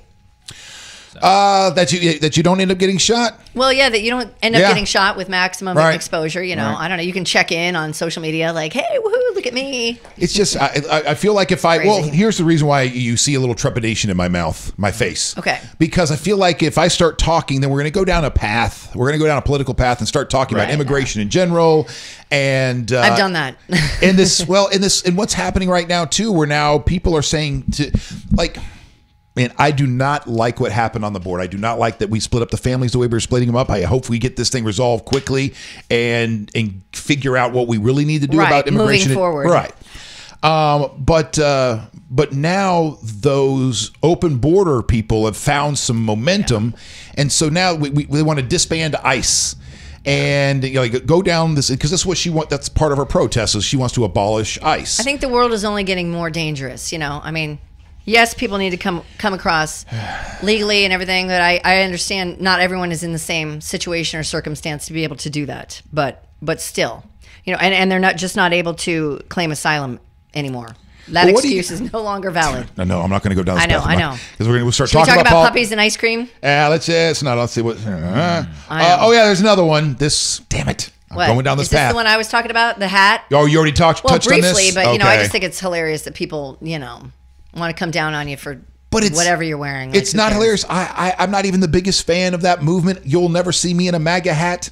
But to see the anger in people's faces and then bullying a kid, and ripping the hat off his head, again, it's showing. Can't do that. Can't touch another person. No, that's assault. That's assault. Was this recent? Because yesterday. Because they were doing this right before the election, right? Remember that? Like people walking down the street with MAGA hats on, and people were getting like literally pummeled from behind, like just hit from behind, that kind of stuff. They're still doing this with the whole. Was Walmart selling a couple of different T-shirts, like Impeach 45? You know, did you talk about that? I have not talked about it yet. No. Well, Walmart's selling a T-shirt that says it looks kind of like a baseball T-shirt. It's like Impeach. And then the number 45. Right. But I guess they're also selling sort of an anti-Hillary Clinton shirt still. I guess. Why? Can't we just move forward, people? I think too many of us. Here it is, by the way, on your screen. Okay. So here it is. Wow. So this guy, this stranger, comes up to someone and just rips the hat off of... And yells at him, yeah. Wow. Let me because I don't want to play the audio because then that's when I get flagged and whatnot, but I'll read the quote here. I support my president. If you don't just see here. And if you don't, let's have a conversation about it instead of ripping my hat off. Well, that's what the kid said after the guy ripped the hat off. Yeah. I just think a conversation about politics is more productive for the entire whole rather than taking my hat and yelling subjective words to me, he said. Hunter was with his friends at a Whataburger, and this was in San Antonio.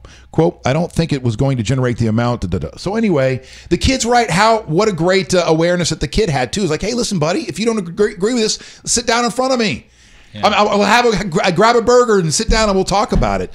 But a lot of people feel like that if you are supporting the current president, then you are automatically a racist, a xenophobe, a homophobe, a everything-ophobe, and are a POS that doesn't even deserve to be above ground. There's a move afoot in our nation's capital to let 16-year-olds vote because they feel like these issues affect them. I'm like, 16 though? Come on. Like, you can't even drive. You can't take care of yourself. You can drive at 16. Actually, I take that back. Yeah. If you are brilliant enough to be able to create an app or something like that, you might be a billionaire before you know it.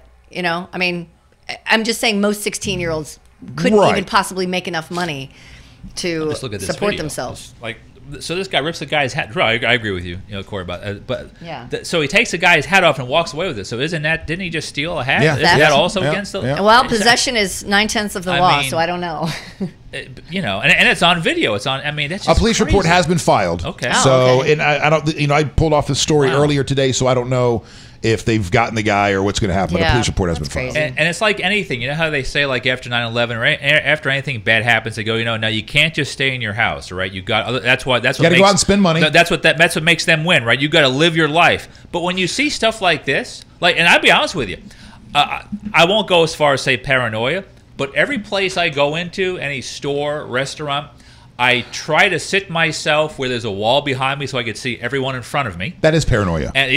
And because my dad was a cop for years, we used to just make sure we didn't want things behind me. We wanted to make sure that's old school mafia too. Well, we were our Italian, but anyway, that's a whole different show. Yeah. But and I always look now for like different eggs. Like I go, if someone came in the front door with a gun, and people are just going to start running because obviously, as he or she is mowing people down. Or when. Right. Stop it. Where would I go? Like, how do I exit this place? Like, you have to, because seriously, I know it sounds ridiculous, but no, it's it happening. Actually doesn't. You can't go to a Whataburger with a hat and have a guy. You can't. You just be accosted. I'm eating a burger. Assaulted. You're going to rip my hat off. What about just a couple of weeks? Maybe it's been a month, 5-6 weeks now, but it was in Pasco County, Pasco Citrus, where a guy just walks up to a restaurant there and pulls out I remember if he walks in or shoots through the window, but kills a police officer. Remember, just shoots through the window or walks in and just shoots the guy and walks out. Terrible. But it's funny you say that, Pat, about the your father being in law enforcement, because anybody I know that's in law enforcement does the same exact thing.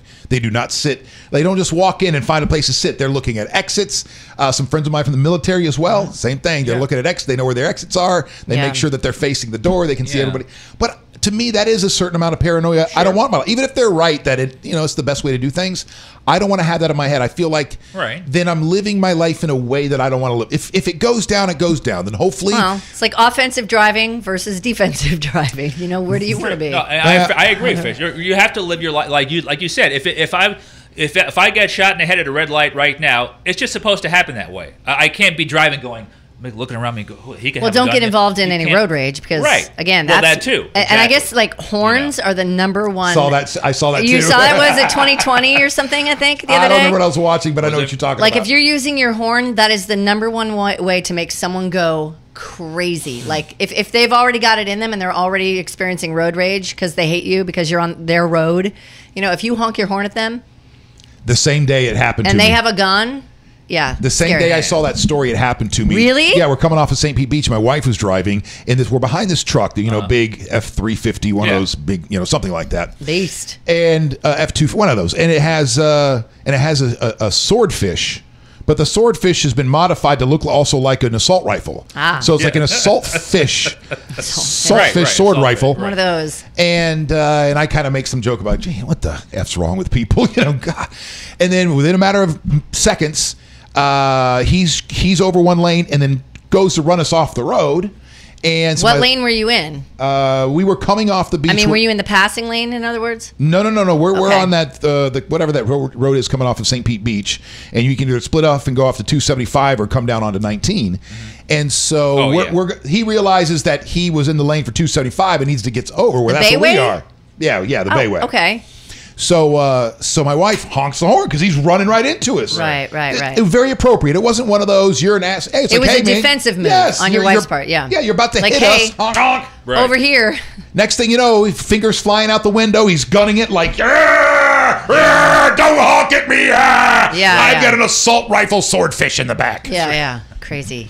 Sorry. Crazy. Pat, back to your story. Yeah. And don't look them in the eye. Like, seriously, like they're wild animals. You don't look. And actually, I've read, speaking of useless knowledge, like baby boys are not as great with eye contact as infant baby girls. And I think it's more animalistic. It's like, most animals, you do not look in the eye because that's a sign of aggression for literally a wild animal. Most of them. That's and not so when the we're case in that with some. place, we're not speaks using our to frontal that- lobe anymore. What's that called? I don't know, amib something? It's like the most primal part of our brains. The amygdala, the emotional. Oh, that's the word. Or the most primal, even farther back would be the medulla oblongata. Yeah, the reptilian part of our brain, the brain That's the Latin name. The brain stem. But yeah, don't look them in the eye. Don't honk your horn if you want to, unless you want to come within an inch of your life. If somebody goes ape. No, you're right. Is crazy. And I think it's also could be vehicle specific. I'm not labeling people in the big trucks. I'm from Pasco, so I feel the exact same way. I got a lot of trucks out there. Some of them still got the bumper nuts hanging off the back, that kind of thing. Sweet. And there's a bit of aggression out there with that, and different. Again, that's a whole different show and story. But I'm just saying, like you said, you know what, Fish, I agree. If things are going to go down, they're going to go down, right? But now, unfortunately, in this time period, everyone does have to be just a little bit aware about something or everything. Just wherever you are, you just got to keep an eye out, man. You just don't know. Not to be paranoid, but I think part of the problem, though, is, after right. 9/11, we were all told, if you see something, say something, but we're still not saying anything. Right. Like, out of fear of being impolite or whatever. It's like... Snitches still get stitches, bitches. Well, that's apparently the case. Come on it now. It does seem to be that way. Well, did you hear about Mr. Peanut? No. He was assaulted. Damn.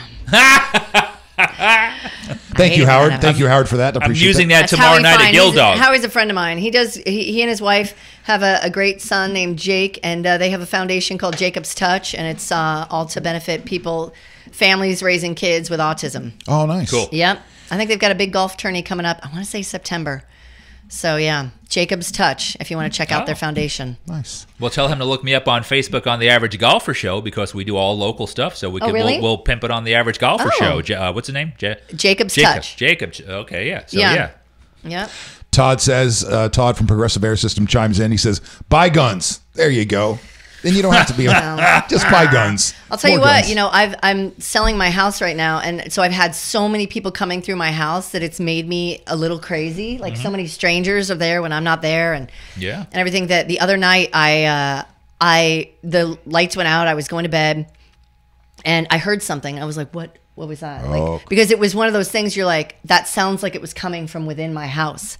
And then at 11:45, my automatic time light went out. And I couldn't remember what time it was. I don't know exactly what time it's set for. So I was freaking out. I was like seeing things. I'm like, is that a person? Oh my God. And I'm like, I don't have anything by the bedside, whatever. And as it turns out, I think I have something living in my attic, or at least something large too. We're not talking about like a mouse or a rat. This sounded like somebody walking around, Wow. I don't know. So That's anyone know a good exterminator? Oh, so you're thinking there you got a raccoon in the... Yes. Okay. I mean, seriously, it sounded big like that, and it scared the out of me. And all of a sudden your mind starts wandering to those stories you see every now and again where somebody's been living in somebody's attic for a year or two. I've never been more terrified in my own home before than I was a week ago. I bet. Because I could tell somebody was in the house. And then I got out of bed and was like banging on doors and all that stuff. But they're just like, whatever. Yeah, just... And Howard says, thank you so much, Corey. Amen. No problem. Jacob Storch, or storch.org. Is that right? No, Jacob's Touch.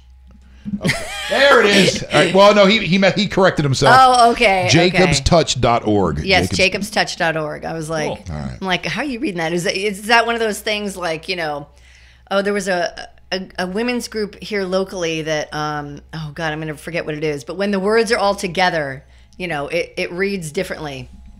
That it like improperly, like it shouldn't. Oh yeah, I know like what women's. I can't remember what it was. Like if it was Maybe a website and all the letters are together. Yeah, I mean it doesn't read like it's supposed to. Right. I know what you're talking about. I know. Maybe I'll come. Is that up an with onomatopoeia? Women's. I don't know. I can't remember. Speaking of that, I can't remember. Wow! Pow! Bang! What time does the show go till? 1:30? No, we're done. Oh, we are. Oh, okay, because I was good. gonna excuse you myself. need to go too? Yes. No, we are good. I have, but as a professional, the professional that I am, I held it. You're awesome. Yeah, thank you. I do have one thing to run you guys as far as a piece of advice goes. Okay. So I woke up today and this is in my driveway, and it is. I'm assuming that it was an IED. Right. I mean that thing's not small, by the way. It's like it's got a diameter of like 3-4 inches. Now it looks to me like it has been spent, right? It looks burnt to you guys too? Not. It doesn't. You don't? I mean, it might. Maybe it's a dud. Like they lit it and then it just like flamed out.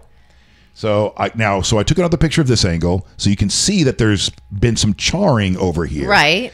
So to me, it looks like something that is likely spent. Yeah. And it had like one of those things that a firecracker on one end and one on the other, and then it spins, light it, and then it goes spins or something. Right. But just it's so effing birds, big. Right. It's so effing big. And my neighbor growing up had multiple fingers blown off when somebody threw a cherry bomb up. Sock puppet. Right. Meat puppet. I mean, meat puppet. Oh, maybe. Remember that? Meat puppet? From the Jim Carrey days? No. I don't remember that. Oh, back in Living Color? I think he was like Fire Marshal Bill. Fire Marshal He had Bill, like meat puppet. Yeah, wow.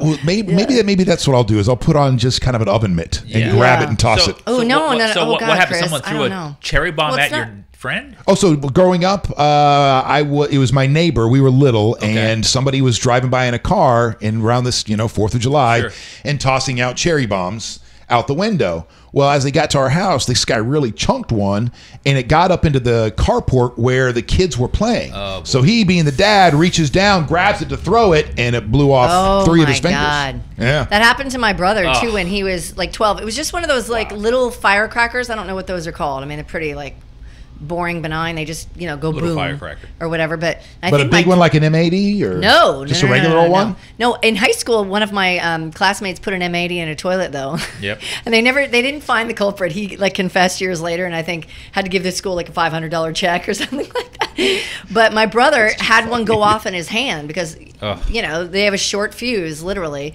And I remember being a few doors down, and I heard some blood curdling scream, and I thought it was a woman. Turns out it was my brother at the age of about 12. He didn't lose a finger, but he had third-degree burns on one of his fingers. That's for sure. It gives me chills to even think about it now. That's why I'm saying I was never into that. I just don't like that. I don't Safety like it. first. All right, so I've got all the advice I need. Okay, good. Okay, ready? Yeah.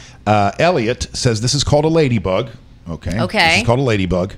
And he said it is spent. So based on his advice, I'm going to go home, just grab it and throw it into the garbage can then. And your wife is an attorney, so Elliot, he's coming for you if this doesn't go well. That's right. Yeah. I want to thank my guests for coming in today, Corey Dillon and Pat Largo. Pat Largo, a stand-up comedian. And you have a big show coming up this Friday night.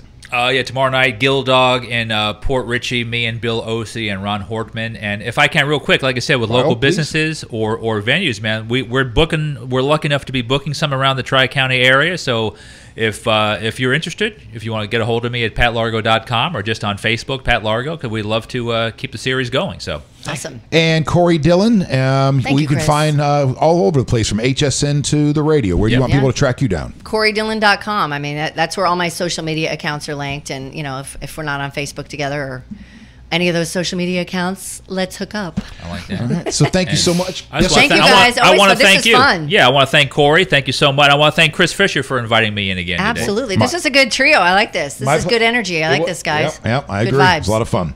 You guys are more than welcome back. Okay. Chris McCarty will not be back tomorrow. He's still in Liverpool. We're going to have some fun, though. Yeah. Speaking of the Beatles? Yeah, he's over there doing a Beatles tribute, a part of some Beatles he tribute really thing. is? Yeah, Oh, yeah. wow. He's part of some big thing that's going on over there this week, and he's playing a couple other gigs. He sent some videos. So we're going to go through some of those videos tomorrow. One of them's really cool. He had an opportunity to go out to this school, I guess, and they were like a couple dozen disabled kids or people. I'm not sure the entire the story yet, but we'll play some of those videos coming up tomorrow on the show. Other than that, you guys have a great day. Thank you so much. Come out to Masteries tonight. I'll be out there doing trivia from 7 until about 8:30. Masteries Blind Pass St. Pete Beach, and we'll have free beers and gift cards to give away and all that good stuff. Have a great day, and thank you.